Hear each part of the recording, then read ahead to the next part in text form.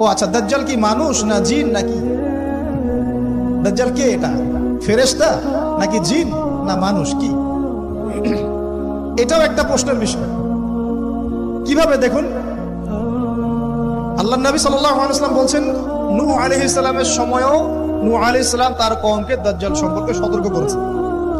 তার মানে পৃথিবীর সূচনা থেকে সে পৃথিবীতে ছিল এবং সে বের হবে শেষ জামানায়, এবং বের হয়ে সে তার অনুসারীদেরকে নিয়ে বিশ্বটাকে শাসন করবে।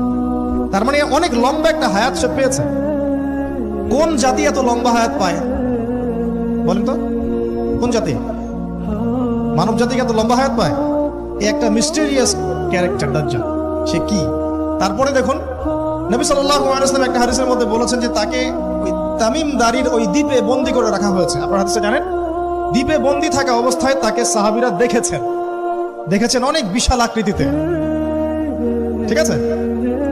এবং সাহাবীদেরকে সে প্রশ্ন করছিল, তামিম দারিকে প্রশ্ন করছিল যে বাইসানের খেজুর বাগানে খেজুর কি ধরে? বলে হ্যাঁ ধরে। সে বলছে অচিরেই আর ধরবে না। তারপরে বলছে তাবারিয়া হ্রদে কি পানি আছে? সাহাবীরা বলছেন আছে। বলছে অচিরেই পানি থাকবে না। তোমাদের ওই উম্মি নবীর কি খবর?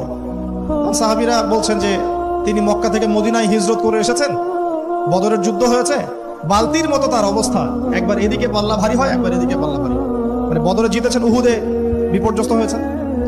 তখন এই ব্যক্তি বলছে যে তোমাদের জন্য উত্তম হবে ওই ব্যক্তির অনুসরণ করা। দাজ্জাল এই কথা বলছে, তোমাদের জন্য উত্তম হবে ওই উম্মি নবীর অনুসরণ করা। সাহাবীরা জিজ্ঞাসা করছেন আপনি কে?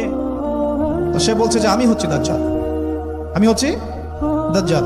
আমাকে অচিরেই এখান থেকে মুক্ত হওয়ার অনুমতি দেওয়া হবে, তখন আমি এই পৃথিবীটাকে শাসন করব। এখানে সাহাবীরা দেখে আসছেন, যারা দেখে আসছেন তারা পরে ইসলাম কবুল করেছেন। তখন তারা মুসলিম ছিলেন না, খ্রিস্টান ছিলেন। কথা বুঝতে পারছেন? তাহলে এখানে আমরা তাকে একটা বিশাল দেহি দেখলাম, শিকল দিয়ে বন্দী। আবার নবী সাল্লাল্লাহু আলাইহি ওয়াসাল্লাম একদিন মদিনার মধ্যে উমর রাদিয়াল্লাহু আনহুকে নিয়ে হাঁটছেন, সহিহ মুসলিমে আছে। খবর পাওয়া গেল যে মদিনায় একটা যুবক ছেলে আছে, ইহুদি মায়ের সন্তান একটা যুবক ছেলে, যার চুলগুলা কোকড়ানো, চোখটা একটু ফোলা, যার আলামতগুলো দাজ্জালের সাথে মিলে যাচ্ছে। তখন নবী সাল্লাল্লাহু আলাইহি ওয়াসাল্লাম ওমর ইবনুল খাত্তাবকে নিয়ে ওদের বাসায় গেলেন। দেখলেন খেজুর বাগানে সে বসে আছে। মনোযোগ দিন। এবার নবীজি গিয়ে বললেন যে তুমি কি দেখো? সেই ছেলেটা বলছে আমি আরশ দেখি। আরশ বোঝেন? সিংহাসন। কোথায় তোমার আরশ? সেই ছেলে বলছে পানির উপরে। কোথায়? পানির উপরে। নবীজি বলছেন তুমি তো তাহলে শয়তানকে দেখো। নবীজি বলছেন তুমি কি বিশ্বাস করো যে আমি শেষ নবী? সেই ছেলে বলছে আপনি কি বিশ্বাস করেন যে আমি নবী? কি বুঝতে পারছেন কথা আমার? নবীজি বলছেন তুমি কি বিশ্বাস করো যে আমি শেষ নবী? সেই ছেলে বলছে আপনি কি বিশ্বাস করেন যে আমি নবী? উমর রাদিয়াল্লাহু আনহু তরোয়ালের খাপ খোলা সারা। তিনি বললেন যে ইয়া রাসূলুল্লাহ অনুমতি দেন, এর গর্দানটাকে নামাই দিন, বেয়াদব, আপনার সাথে বেয়াদবি করছে। তখন নবী সাল্লাল্লাহু আলাইহি ওয়াসাল্লাম বললেন দাআহু ইয়া উমর, তাকে ছেড়ে দাও। যদি সে সত্যিকার অর্থেই দাজ্জাল হয়ে থাকে, তুমি উমর তাকে হত্যা করতে পারবে না। কেন হত্যা করতে পারবেন না? কারণ দাজ্জালের নিহত হওয়া লেখা আছে ঈসা আলাইহিস সালামের হাতে।